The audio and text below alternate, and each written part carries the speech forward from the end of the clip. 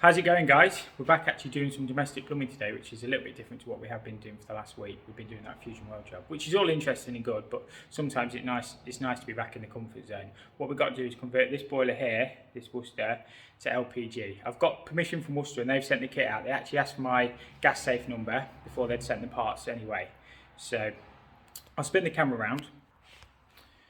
So what we've got going on here is we've got a new gas valve for it, we've got a new chip, we've got all the labels and bits like that, but I'll run through it all. I'll probably not film too much because I don't want people doing DIY gas work. But this is just the Worcester 2000. Let's zoom the camera out just a touch. It's the Worcester 2000. I'm not too sure if you can get hold of this model anymore. I fitted this a while ago. The original plan was to have natural gas, but for one reason or another, they've not been able to get the gas on site. So quite a nice little boiler really, I think anyway. Obviously other people will disagree. The PRV's not too bad to get to on these. Plate heat exchanger, condense trap. It's obviously a Worcester, but it's just like the budget one. But this is what the client specified. So that's all we installed. Obviously we've got a filter and stuff on it over there. Shock arrestor and fill loop and stuff we've also put on. So yeah, it's quite a nice little boiler. It's obviously in a little bit of a tight space, but the idea was to obviously run this on natural gas. But as I say, for one reason or another, they've not been able to get natural gas here yet. This is the downstairs cloakroom we first fixed the other week. They've actually swung this door around, so it all works quite nicely in there. They've still got to sort the pipework and stuff out. Whether they're just going to paint that or box it in, I'm not too sure yet. But the original plan was to put some slabs down here, and we're just going to site the LPG bottles out of the way. Obviously we'll have to do it all to regulations, even though it's only temporary.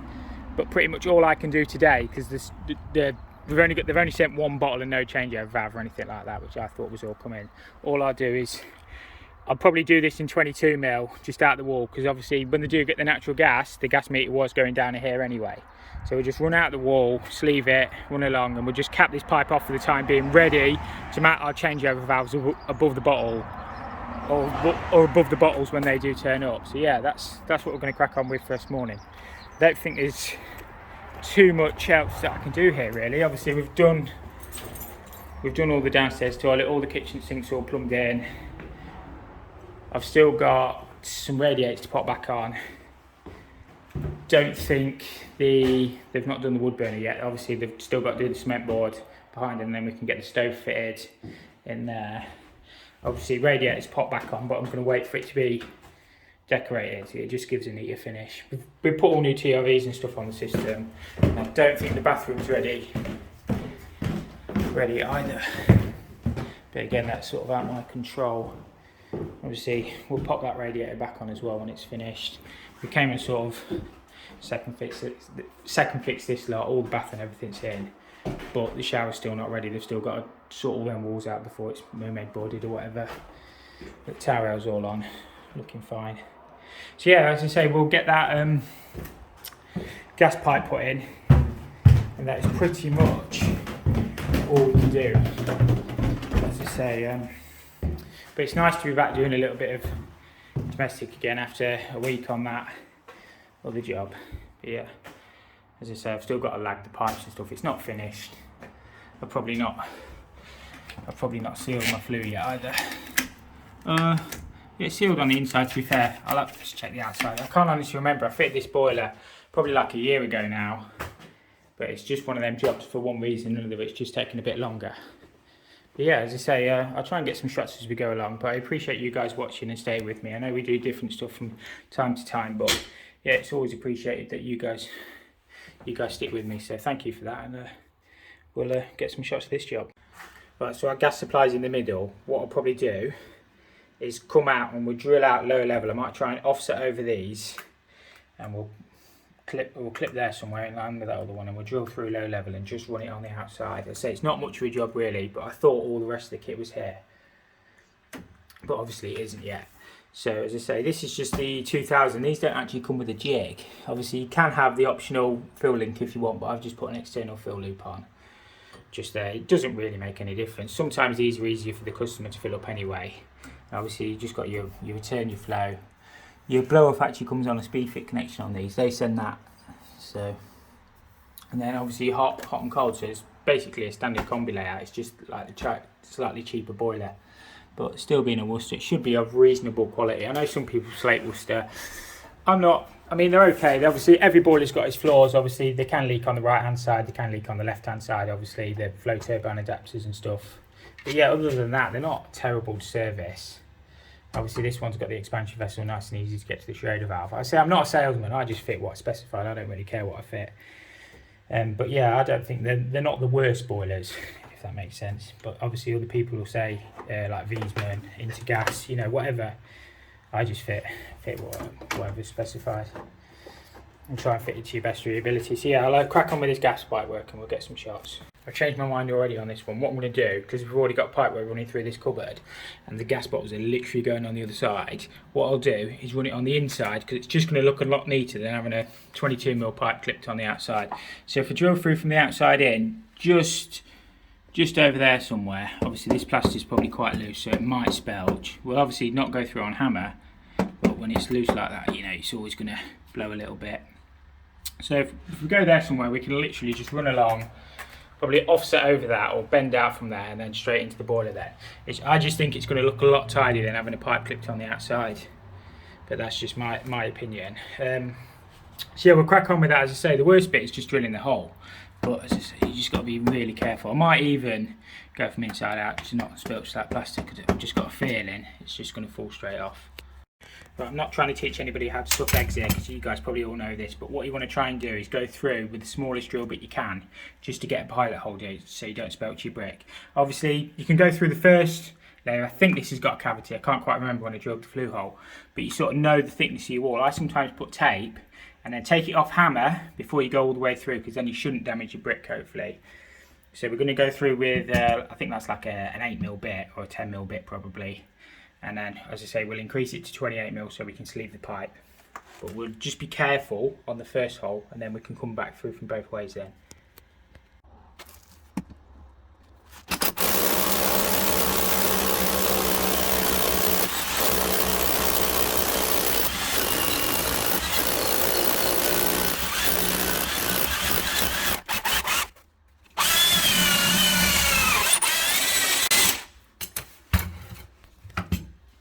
Alright, and that should be through. Obviously we took it off hammer before we went all the way through the brickwork. So we'll have a look on the outside, see where we've got one. Hopefully that's not damaged the brick.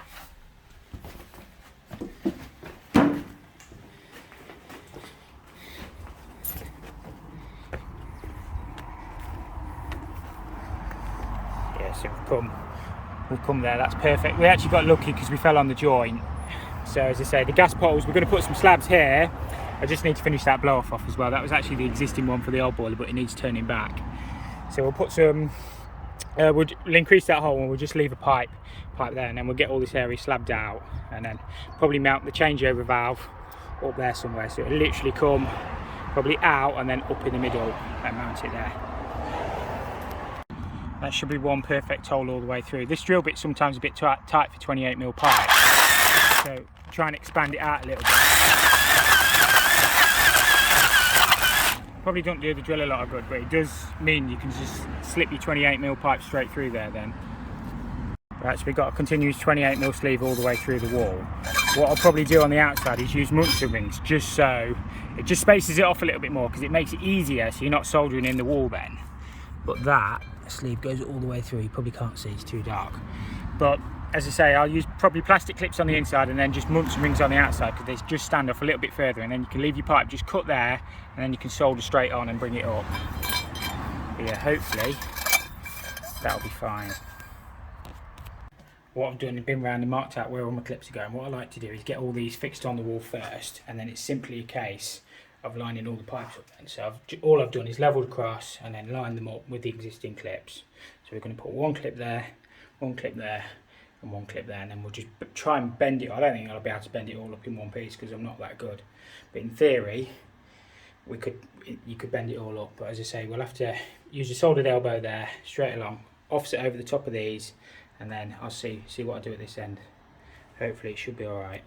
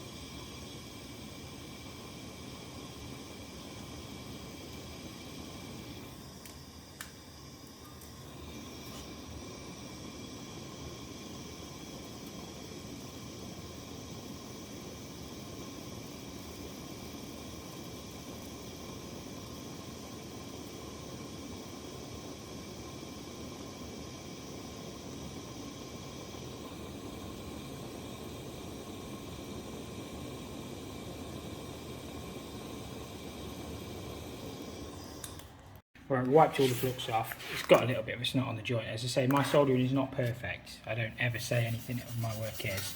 It's always to an acceptable standard, so you can give that a little bit of a white brush off just to get rid of the heat marks, just to tidy the joint up. But again, nobody's really going to see it under the bottom of the stairs. I know that's no excuse for poor workmanship, but it's how long do you spend on a job sometimes. I mean, this is the real world, you know. It's not, it's just what I just show what I do and how I do it. It's not perfect, but it's, as I say, it's just what I do. I don't know if I've gone a bit over the top when I pass over. All I was trying to do is kick it over them pipes. It might look alright when I'm done, to be fair. It's plumb, but it just might have gone a bit over the top.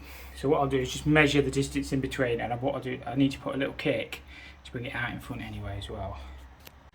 I don't think it'll look too bad actually. I think it looks a little bit weird because I've done the others with 45s rather than bends, but I think it should be fine. It's not grossly over bent, and I just put a little kick at the bottom just to bring it back out, because all I was going to do is use two 45s on that, if I can get that in there, two 45s on that, and then just kick it back into there.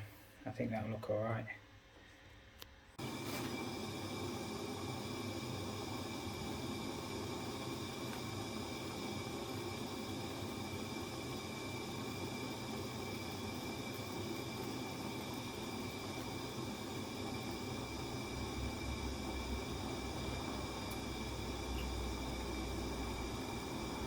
Right, it's all connected on the inside. All I'm going to do is leave it long on the outside for the time being, and we'll just put a compression cap end on there, just so no dirt or debris gets in the pipe or anybody, you know, does anything to it.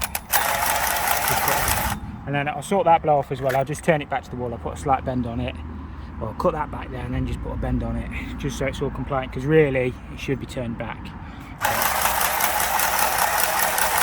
My blade's about broken on this. As you can probably tell. So as I say, obviously we'll deburr the pipe when we come to do it, but it'll have to be cut back a little bit more anyway, but for the time being we'll just cap that off. Right, I've just converted this all to LPG. Obviously I'll need to set it up once we get the gas here, and obviously get the boiler wired. Obviously you need to be gas safe registered and on LPG to work on these boilers. But what I'll do is obviously leave the other bits here, so when they do get the natural gas on site we can convert it back nice and easy. The only thing I would say, the one tip, the instructions just kind of make it clear, but don't take the other chip out of the PCB. That one fits over the top. So if you ever do one on these, not that you do many, that fits over the top. But other than that, I'm not going to say how I've done it, obviously, because you need to be gas safe registered.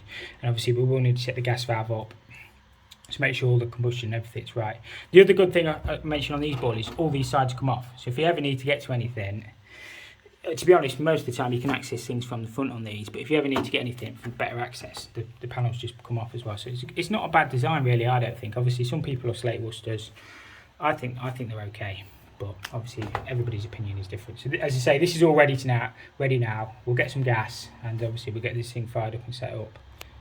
I just quickly want to run through 5 plumbing tools that I use all the time that come in really handy in my job. Obviously if you're an apprentice and you're looking to get some tools, I would highly recommend getting these, because as I say, I wish I'd had these when I was an apprentice, because it would have made my life so much easier. Right, we'll get straight on with it. So this thing I use all the time. This is just a sucker. So these are brilliant for emptying toilet cisterns. You could even put that down a 15mm pipe just for sucking water out. You can use it, put an inhibitor in towel rails, so you can literally turn your 2 towel rail valves off, empty the water out, suck your inhibitor up with it, and then put that straight back in. So that is really good. I wish I'd had that when I was an apprentice, when I was doing toilet siphons. Literally, it just sits in the van. When I need it, it's there. Obviously we've got the wet vacs now, but that is brilliant, I find. I use that all the time. If you've got some water in a pipe, as I say, really good. I think that was like, when I bought it, it was like a £5. I think they're less than £10 on Amazon. I'll try and put a link in the description. So highly recommend getting one of them. That just might get you out of the muck. Next thing is the Monument compression fitting spanners. I think they're 906R. Again, I'll put a link in the description. That's 22mm, 15mm. I've also got the 28mm one as well. I use them all the time. Literally every single day of my life I use them. In conjunction with a pair of Nipex grips, you'll pretty much do everything plumbing related. Obviously not so much for chrome stuff. I've got the smooth jaws, but really good. Use them all the time. So if you're an apprentice, I would highly recommend getting one of them and one of them. Another thing, these are really good. These are the Arctic K's. They come with a tray as well. So they just like pipe cleaners. So if you're changing a radiator valve, put them on your pipe. It drips, catches all your drips, or pump valves, or anything like that when you're doing on pipes. Really good. I think they were about £15 for the set, but it comes with a tray as well. So they're really good. These, a lot of people are showing these now. These are just the plumb thumbs. Again, if you're changing radiators, brilliant. Sorry, my recording got interrupted. But if you're just changing radiators, you just want something to put in on a pipe, they're really good. I think they're about £10–15. Another thing, the Pipe Lagger Pro. Again, I'm not the first to show this, but these are really good. Mine got a little bit broken, but I fixed it. It makes your lagging look so neat. I'll show a picture up in the top corner of what it makes your lagging look like, but they're brilliant. I wish I'd had one of them when I first started, because it's okay doing neat pipe work, but if your lagging looks awful, it makes your pipe look bad. So again, really good.